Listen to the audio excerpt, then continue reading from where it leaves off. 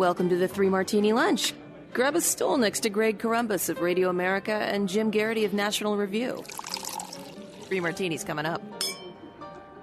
Thanks so much for being with us on the Tuesday edition of the Three Martini Lunch. We have good, crazy, and crazy martinis. So 2 crazies today. Jim, let's jump right into it. Last week, of course, we had the final, as of right now, public impeachment hearings. The Democrats seemed quite certain after Gordon Sondland and Fiona Hill that they had made their case. They were going to take it to the jury. We're writing the impeachment report over the Thanksgiving break, which still seems to be happening. But the question now is whether anything's really changed as a result of the hearings. According to polling that you talked about in the Morning Jolt today, independents certainly are drifting away from it. And overall, the numbers look almost exactly like they did before the hearings started. So well done, everybody who took all the time to do that. And now we've got Democrats even who believe that, we're actually less than a year away from an election. This is a point Jim's been making for a while. And now some Democrats are actually coming around to the same point. National Review, Myron McCardle, your colleague, points out that Congresswoman Brenda Lawrence, it's not a household name, but she's a Democrat who represents the east side of Detroit. This is not red territory.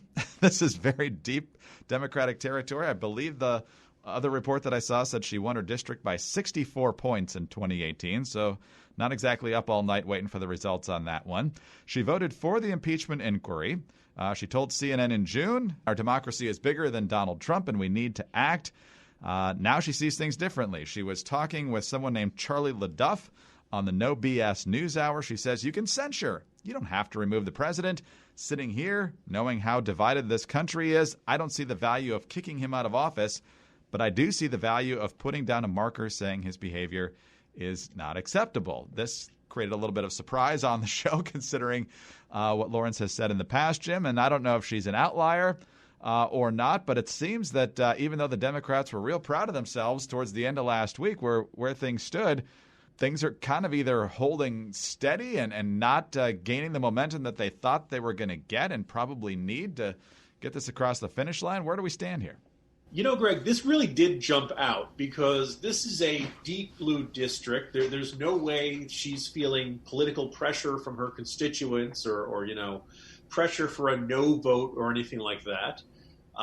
There's no indication that she's, secretly a MAGA-ite or has a beef with Pelosi or, Schiff or anybody like that. The only plausible answer here, Greg, is this is what she really thinks. We're just not used to dealing with that in Washington. But the other thing that kind of jumps out is, and I did discuss this in the morning newsletter, was that you look at the numbers. Look, they're not great for the White House. You generally are finding a slight advantage for the yes, he should be removed numbers. It's usually somewhere in the mid to upper 40s somewhere. The he should not be removed is usually below it, but only by about anywhere from 1 to 4 points. This is your classic example of a closely divided country. And obviously, you're not going to get 67 votes with that. My suspicion is that maybe some Democrats are looking at this and saying, well, we know this is not going to end that way. But not only that, we've just had what looked like 2 weeks of really good televised hearings full of bad testimony for the president. There's really not that much dispute about what he did. The White House is still clinging to this kind of ridiculous, the call was perfect justification. Sondland appeared to flip. I mean, there's all kinds of stuff there, and it didn't really move the numbers. And as various polls in the last couple of weeks have revealed, including the Marquette poll up in Wisconsin, not only is it not playing particularly well in the swing states, it's not playing particularly well amongst independents in the swing states. So if you can't move the numbers when you're getting pretty much everything breaking your way, then things are probably not necessarily going to get any better from here on out. So there may be a certain school of thought amongst Democrats who are saying, you know what, we tried, it didn't work. The real contest about whether the Trump presidency continues is going to happen in November 2020. Let's just rip off the Band-Aid, get this done and over with, and go forward. Now, I got to tell you, I don't see any scenario the Democrats don't get 218 votes. If they don't think they're going to get 218 votes, they're just not going to vote on it. And my guess is that if they really need to, they can arm twist, et cetera, et cetera. I expect it'll be a very party line vote. I don't think you'll get that many more than the two the two Democrats who voted against starting the inquiry. But now maybe There's this Detroit area congresswoman, maybe Tulsi Gabbard. All of a sudden, maybe you could have, 5 to 10. And all of a sudden, that would be seen as a fairly significant defeat for House Democrats. So I think the outlook for impeachment is just a little bit cloudier than it was just a couple of days ago. Yeah, fascinating to watch, because this decision by Congresswoman Lawrence probably makes her more likely to get a primary challenger in that district than if she had just said nothing at all and gone along with this. And you're right. We're still going to get a House impeachment more likely than not. We do now shift to the Judiciary Committee. And Jim, I'm sure they've had some hearings since then. But last the public really saw Jerry Nadler's panel was, I believe, the Corey Lewandowski testimony. And we all know what a dignified experience that was in all respects. Yeah, if there's anybody who can keep order and keep things from turning into a circus, it's Jerry Nadler. That's right. All right. Well, speaking of 2020 and more folks thinking that maybe the voters should have a chance to just pass judgment on all this, let's talk about the Democratic field. And Ryan Lizza has a new piece out in Politico where he's talking about the role that Barack Obama is playing behind the scenes. He's kind of this informal advisor as a lot of different candidates consider running or decided to run, some people jumping in late, including Deval Patrick. Obama allegedly told him that it was too late for him to secure money and talent if he jumped in anyway, so you can see how well he followed the advice. Here's the part that's probably going to raise the most eyebrows, though. Occasionally, he, meaning Obama, can be cutting. With one candidate, he pointed out that during his own 2008 campaign, he had an intimate bond with the electorate, especially in Iowa, that he no longer has. Then he added, and you know who really doesn't have it? Joe Biden. So, Jim, we heard for months and months, and we're still hearing from Joe Biden that, Obama was all set to endorse, but, Joe just wanted to win this on his own. So is Obama just playing this more shrewdly than we expected? Is he not confident that Biden can actually get the nomination? Doesn't want to look like he got behind the wrong horse if Biden doesn't get the nomination? What's going on here?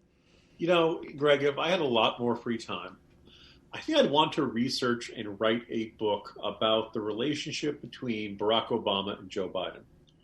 Because there's a lot of weird little wrinkles to it that indicates that, Reagan and Bush had a, not always the smoothest. They worked closely together, but they were not particularly personally close. The tensions between Bill Clinton and Al Gore towards the end were really kind of fascinating. We know that Dick Cheney had a real irritation with President George W. Bush when he did not pardon Scooter Libby. Then it brings us to Obama and Biden. And you kind of get the feeling that, I don't say unrequited love would be an over-exaggeration, but maybe Biden likes Obama a bit more than Obama likes Biden. And first, there were the reports that Obama kind of discouraged Biden from running in 2016. And some people may have thought, he believed it was Hillary's turn, or that Hillary deserved it, or that Joe Biden shouldn't run so soon after his son passed away. But these comments, and the fact that Deval Patrick, who's apparently a good buddy of Barack Obama's, chose to run at this late date, kind of indicates that maybe Barack Obama doesn't have a particularly great optimism about Joe Biden running for president. And the other interesting wrinkle is, we've already seen a Democratic primary in which Obama's record, if not Obama himself, has come under a considerable amount of criticism. And I think for a bunch of different, there are a bunch of reasons rank and file Democrats might feel more critical towards Obama than they used to. One of which being that, he's out of office, so now it's safe to criticize him. Right now, all of a sudden, it's not the president of the United States will try to get back at you if he sees you as speaking out of turn, or he feels like your criticism is coming across as too harsh. Look, the Obama presidency ended with the Trump presidency. And that's, to a lot of Democrats, this is the worst thing that's happened in their lifetimes. If you were old enough to live through 9/11, I think that's an asinine comparison. But to a lot of Democrats, this is really a disaster. And so if the Obama presidency begat the Trump presidency, it can't be that good. And I think if Joe Biden runs against Trump, could Biden beat Trump? Sure. Is Biden a guarantee to beat Trump? No, I don't think so. I think look at the swing state polls. They look pretty close. And if Biden were to lose to Trump and Trump were to be a two-term president, then I think the Barack Obama legacy would really take another hit, perhaps below the waterline. It's one thing for Hillary Clinton to run a bad campaign, but we don't. Look, mid-December 2008, Joe Biden was just another senator from Delaware. right? There was nobody who was saying, oh, this is a guy he'd run in 2008 and flopped. He'd run in 1988 and flopped. People were like, okay. People kind of were ready to say, all right, that's the end of Biden. Now he's, potentially he may be the guy carrying the torch. If he falls short against Donald Trump, man, the Democratic Party is going to be looking for scapegoats. And my guess is Barack Obama would be one of those scapegoats. So I think it's very revealing that Obama has not run, or has not come out and formally endorsed and has made a big deal about how neutral he's going to be. We haven't seen Obama come out, even say anything all that nice about Biden lately. I think it's a very interesting and complicated relationship between these two guys. And I wouldn't be surprised if at some point you started seeing some Biden himself will never express any resentment towards Barack, as Woody Harrelson does in his impression of Biden. But I think maybe the Biden campaign might be getting a little irritated with the Obama camp right now. Yeah, I think Joe needs Barack a lot more than Barack needs Joe at this point, even in addition to the liking stuff. I assume if Biden's the nominee, then Obama will come full-throated in his support for him at the convention and so forth. I don't know how much he'll campaign for him, but what choice does he have? Yeah, exactly. But to get behind him now and then have him rejected by his own party would be a severe, severe blow, not just to the legacy, but to the ego. And I don't think he wants to deal with that either. So he's hedging his bets, as they like to say. All right, on to our second crazy martini now. And Jim, big day in college football coming up this weekend and throughout the Thanksgiving weekend. You got all the rivalry games, Michigan, Ohio State, Alabama, Auburn, Florida, Florida State, all that good stuff. There were a few of these rivalry games this past weekend. You had USC, UCLA, and then up in the Ivy League, you had Harvard, Yale. What's a more iconic old school rivalry than that other than Army, Navy or something like that? Yale's got a good team, one loss. Harvard came in at 4-5, but was up by 19 points at one point in this game, and Yale came all the way back, wins it in double overtime. Exciting, exciting game. Yale's your Ivy League champion. That should really be the headline, but no. No. The game was delayed by over an hour because at halftime, a bunch of students stormed the field. CBS News with the story. Protesters disrupted the annual Harvard-Yale football game in Connecticut today. Some 150 students from both schools stormed the field at halftime, delaying the game for nearly an hour. They're demanding the universities drop their investments in fossil fuel companies that students say contribute to climate change.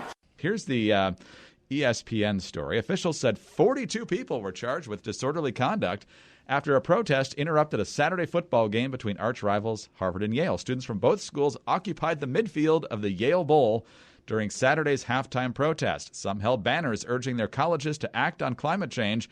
Other signs referred to Puerto Rican debt relief and China's treatment of Uyghurs.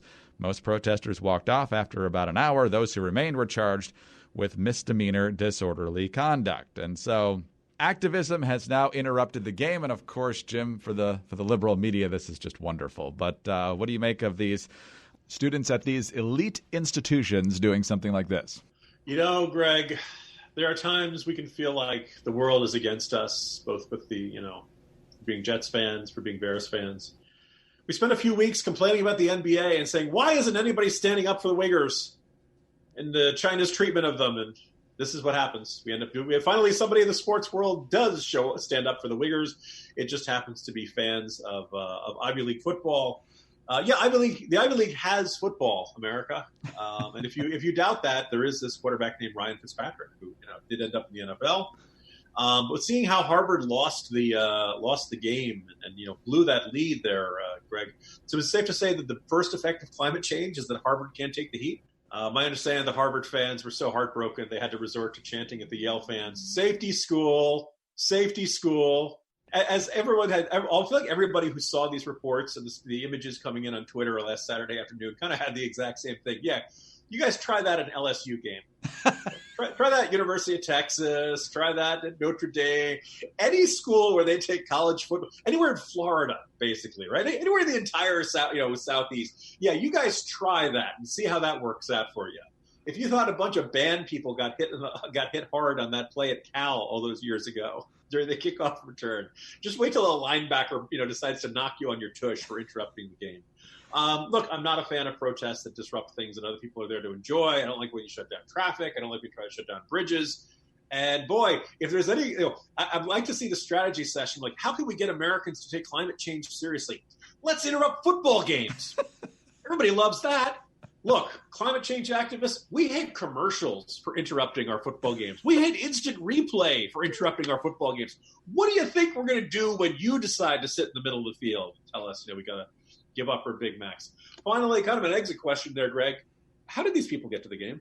I'm sure they all walked or took their bikes, all of them. Or sailed, That's probably more likely there. Gerbil chariots or something. Yes, well, it went to double overtime. It was delayed. My father-in-law was very interested in the game on ESPN that came after that game, and so his kickoff was delayed. He was not very happy about that. Jim, also finding out here that among the 42 people... ESPN had this live? Oh, yeah.